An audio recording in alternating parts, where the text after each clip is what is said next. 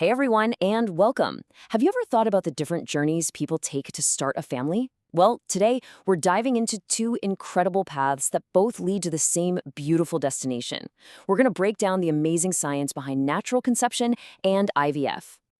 So, what's the real difference between natural conception and IVF? One is this amazing story of the body's own perfect timing, and the other is just a marvel of precise medical science. Let's get into what makes each one so unique. You can almost think of it like this. Natural conception is like a beautiful, spontaneous dance. It's completely led by the body's own internal rhythm. IVF, on the other hand, is more like a carefully choreographed performance where science and medicine are guiding every single step with amazing precision. To really see how different they are, we're going to look at four key stages. First up, we'll talk about the eggs. Then we'll compare how timing works. After that, we'll see what happens during fertilization and selection. And finally, we'll tie it all together with the one word that really sums up the biggest difference: control. Okay, let's start at the very beginning, the absolute foundation of this whole journey, the eggs. How they become available for fertilization is actually where we see the first major split between these two paths. So in a natural cycle, the body's hormones create this kind of perfect symphony that leads to the release of just one single mature egg. But with IVF, the script is totally flipped. The goal isn't to release an egg at all, but to help multiple eggs mature all at once, so they can be collected right from the ovaries.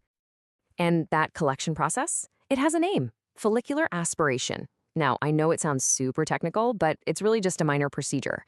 A specialist uses a very thin needle, guided by an ultrasound, to gently retrieve the eggs from their little protective sacs, the follicles, in the ovaries. This whole thing is a really carefully choreographed sequence. Step one is ovarian stimulation, which uses medication to encourage lots of eggs to grow. Then comes the trigger shot, timed perfectly to get them ready. And finally, about 36 hours later, the aspiration procedure happens and they're all gathered up. This whole idea of actively collecting eggs instead of just waiting for one to show up, that leads us right to our next point.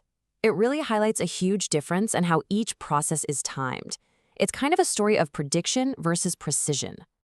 You can really see the contrast here, can't you?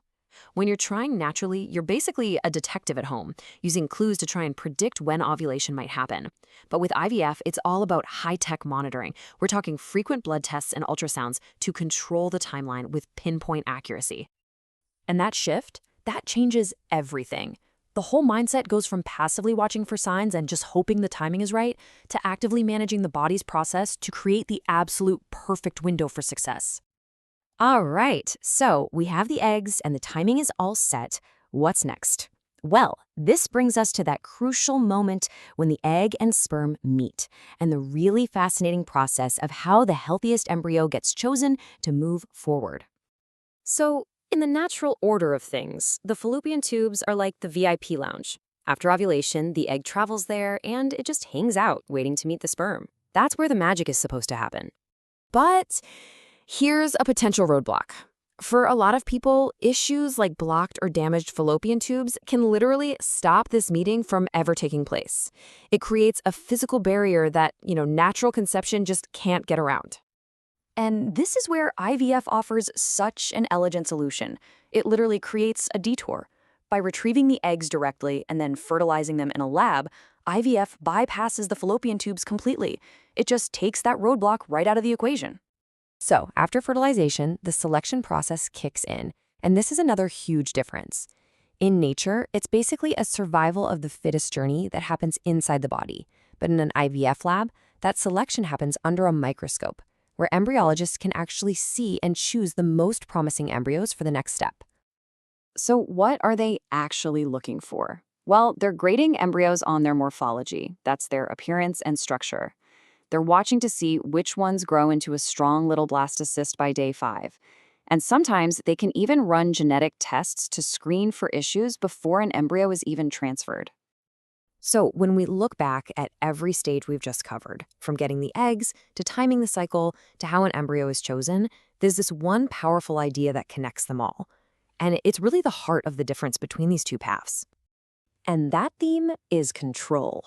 If you take away just one thing today, let it be this: IVF is a process designed to replace the beautiful but sometimes unpredictable chance of biology with methodical, medical precision at every single step of the journey. Both of these paths are truly remarkable, each with its own unique process.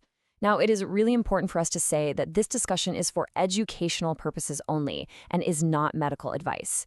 For any medical concerns, you should always consult with a doctor.